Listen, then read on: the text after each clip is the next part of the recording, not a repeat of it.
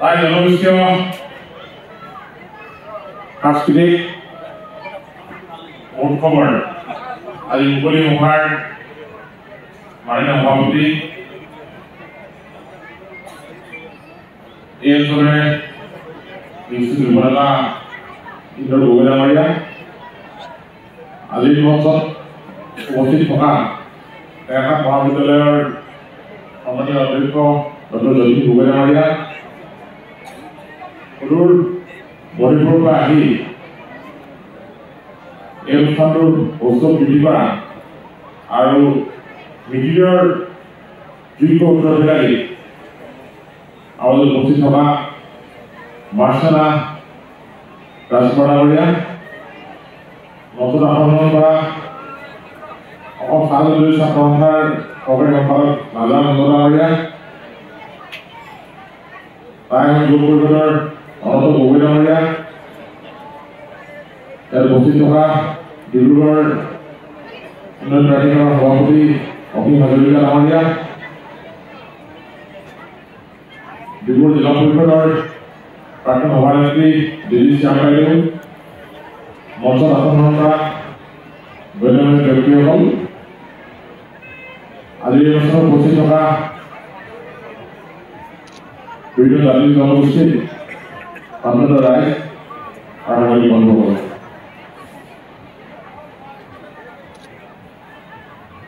সৰ্বোচ্চ চাউল চুকাফাই পাটকাই পাৰ হৈ আহি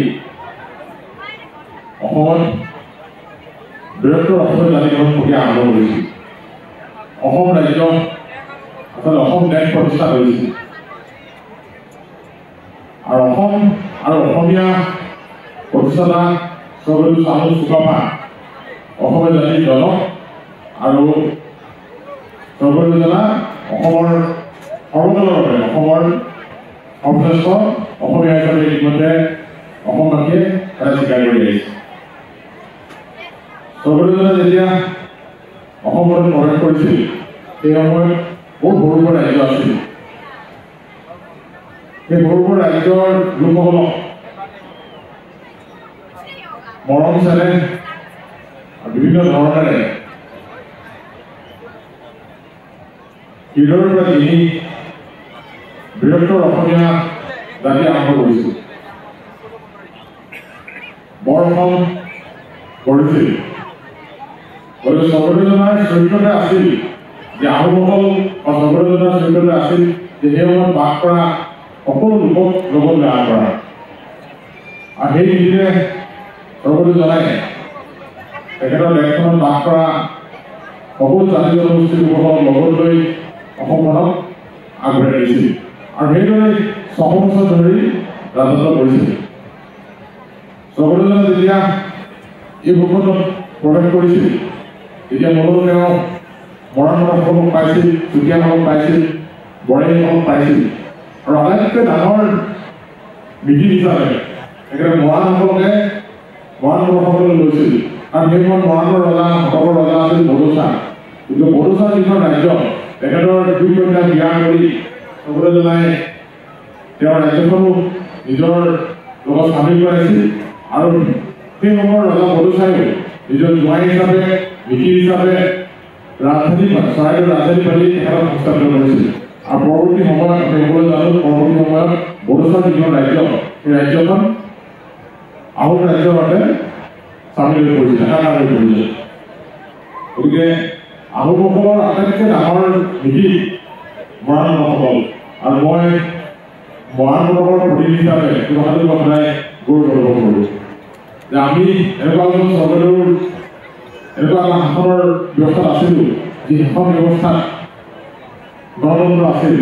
যি শাসন ব্যৱস্থাই উত্তৰণৰ পথ কৰিছিল যি শাসন ব্যৱস্থাই বন্ধুত্ব কৰিছিল যি শাসন ব্যৱস্থাই সমন্বয় কৰিছিল আৰু সেই বাৰ্তাকে আগুৱাই নিবৰ কাৰণে আজি এই অনুষ্ঠানটো অনুষ্ঠিত হৈছে বুলি মোৰ দৃঢ় বিশ্বাস এই অনুষ্ঠানটোৱে প্ৰায় আহোম জনগোষ্ঠীয় যিমানবিলাক গ্ৰুপ আছে সকলোকে সংগঠিত কৰিছে আৰু নীতিসকলকো ইয়াত উপস্থিত কৰাইছে সংগঠিত কৰিছে গতিকে ই এটা সুদূৰপ্ৰসাৰী প্ৰভাৱ পেলাব আহিব দিনত কাৰণ যোৱা সময়ছোৱাত আমি দেখিছোঁ যে ৰাজনৈতিক ষড়যন্ত্ৰই হওক বা অন্যান্য কাৰণতে হওক আমি মানুহবিলাক বিভিন্ন ভাগত ভাগ হোৱাৰ প্ৰৱণতা বৃদ্ধি কৰিছে। আমি সুকীয়া পৰিচয় দি ভাল পোৱা হৈছোঁ। গতিকে তেনে মুহূৰ্তত এই সাংস্কৃতিক মহোৎসৱে আমাক সংহত কৰিব, সমন্বয়েৰে বিষয়ে আগবঢ়াই দিব। আৰু তাতকৈ ওপৰত মই ক'ব বিচাৰোঁ যে স্বৰ্গদেউ চাউলুং চুকাফাই যি আদৰ্শৰে যি নীতিৰে বৃহত্তৰ অসমীয়া জাতিগত প্ৰক্ৰিয়া আৰম্ভ কৰিছিল, অসম দেশ প্ৰতিষ্ঠা কৰিছিল, সাম্প্ৰতিক সময়তো মই আহোমসকলক বৰপ্ৰকাৰে ভূমিকা গ্ৰহণ কৰি অসমত বাস কৰা সকলোকে লগত লৈ আগবঢ়াই নিব বুলি মই অনুৰোধ বিচাৰোঁ। আৰু মই সদায় বিচাৰোঁ যে অসমখনৰ যি ৰাজনৈতিক নেতৃত্ব, অসমখনক আগবঢ়াই নিবৰ কাৰণে আমাৰ গোটেই নেতৃত্বটো আহোম জনগোষ্ঠীয় বা আমাৰ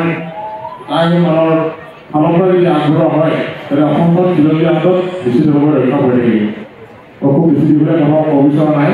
যোৱা দিনকেইটাত ইন্দ্ৰ গগৈ আৰু তেওঁৰ সহযোগীসকলে এসপ্তাহ ধৰি এনেধৰণৰ অনুষ্ঠান আয়োজন কৰি আছে। বৰ সহজ কথা নহয়, ডাঙৰ বাজেট।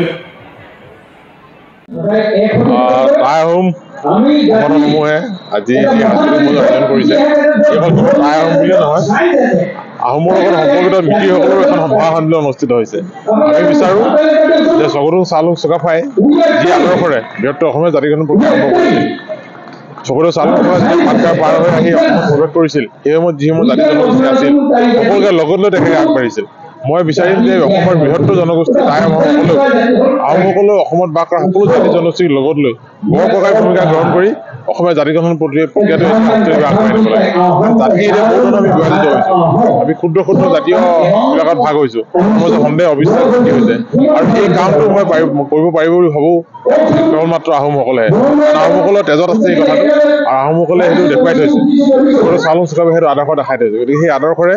সমূহ আহোম জনগোষ্ঠীক আগুৱাই যাবৰ কাৰণে অনুৰোধ কৰিছোঁ।